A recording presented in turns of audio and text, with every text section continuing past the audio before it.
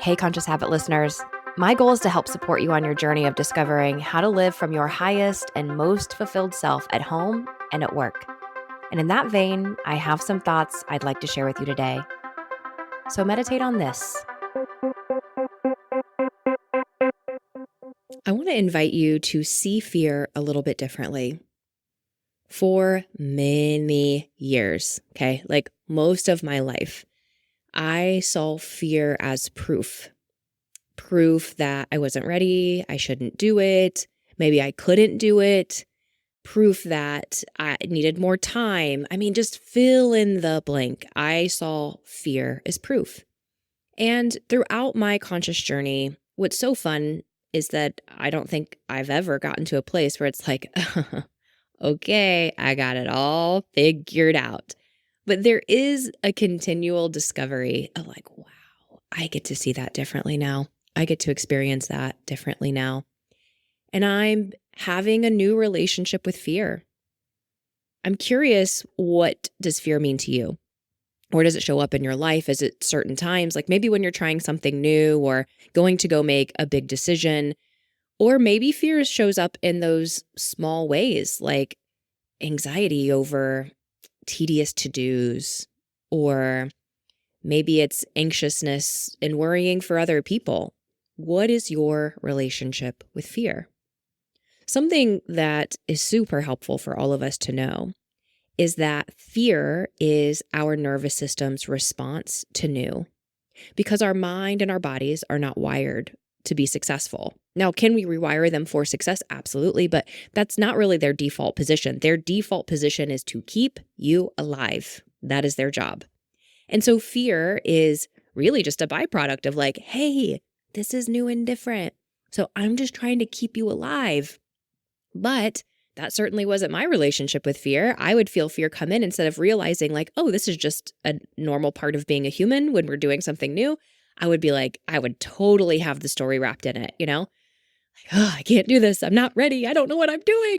And I would then let the story drive my behavior and ultimately rewire new beliefs for me as well. So again, what's your relationship with fear? Where does it show up for you? Is it writing stories that are not true? And what if you were able to see it as just a defense system that your body has to keep you alive, because new equals dangerous?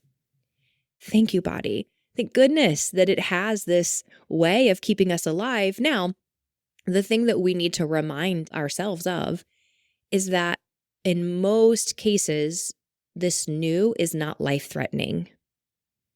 And so when we notice fear arising, where's it at in your body? What are you feeling? What's the sensation? And before the story gets hold of it and creates an untrue reality, can you just sit with the fear and breathe with it and reassure it? We're okay. Everything's all right. Thank you for keeping me safe. But we're safe right now. I'm safe. Just reminding yourself that, even saying the words out loud and changing the pace of your breathing, because when we are in, fight or flight, which is often what is hooked when we go into fear, then our breathing tends to get dysregulated. So just slowing the pace of your breathing sends a signal to your body that you are not in danger. And then go to your mind and start asking it questions that it can solve that aren't emotionally based questions. Because asking logical questions allows us to get out of our emotional brain, the limbic brain, and into our prefrontal cortex to access our logical mind. So we can ask ourselves like, is this really life-threatening for me? And then the logical mind can say, no, this isn't life-threatening. Great. What's the worst thing that could happen if we decided to move forward? And let the worst case scenario come out and say, would our life end? Like, would life be over if that were the case? And I love to ask myself 100% true questions. Is it 100% true that you don't know what you're doing? No, that's not 100% true. How true do you think it is? It's maybe 50% true. Well, okay. What's the other 50% of that truth? Well, that I do know what I'm doing and that I actually can do this, and begin to ask your mind these questions so that it can start to see evidence in the opposite direction. fear often is triggered by an unknown reality in front of us. And you may have heard this saying that both faith and fear require us to believe in something we cannot see.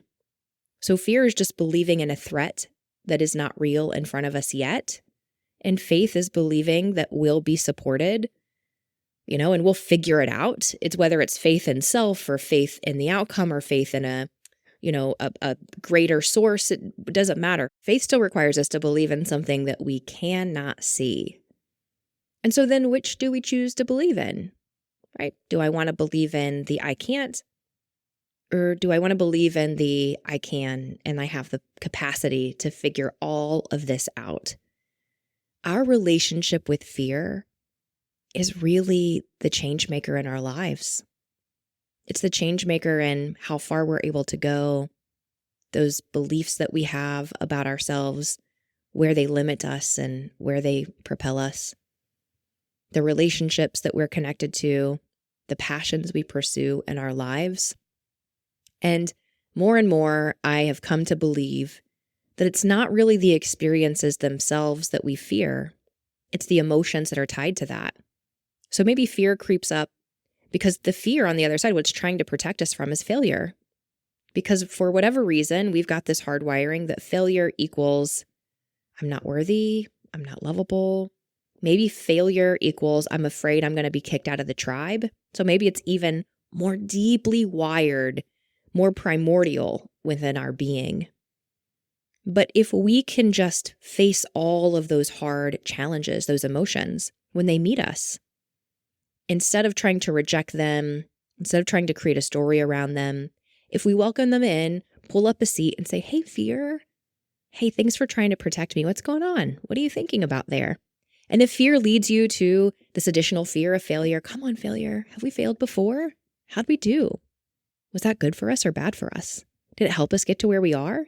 We can begin to untangle these automatic emotions or feelings that might be triggered when we are called to move out of our comfort zone. So important for us to know that the next phase outside of comfort is fear. It's so normal and it's so natural. It is not proof. And the phase outside of fear is learning. And so what you might do is dance between fear and learning, fear and learning, fear and learning. And that's okay. It's just proof you're human. It's not proof that you don't have what it takes. And on the other side of learning, when we have stayed disciplined and consistent and we have rewired some of our thinking, some of our habits, we hit this beautiful place of growth. And growth allows us to expand our comfort zone and expand what we knew we were capable of. And the next thing you know, that thing that felt so fearful and big and scary, it just becomes a part of our everyday life, a part of our automatic habits, our subconscious and unconscious hardwiring. And then when we're ready, we get a chance to do it again and again and again. And so it isn't about living a life that has no fear. Fear is going to come. It's its job to keep you alive. It's more about changing our relationship with it. Instead of being afraid of fear, learning how to embrace it, kiss it on the cheek, and pull up a seat.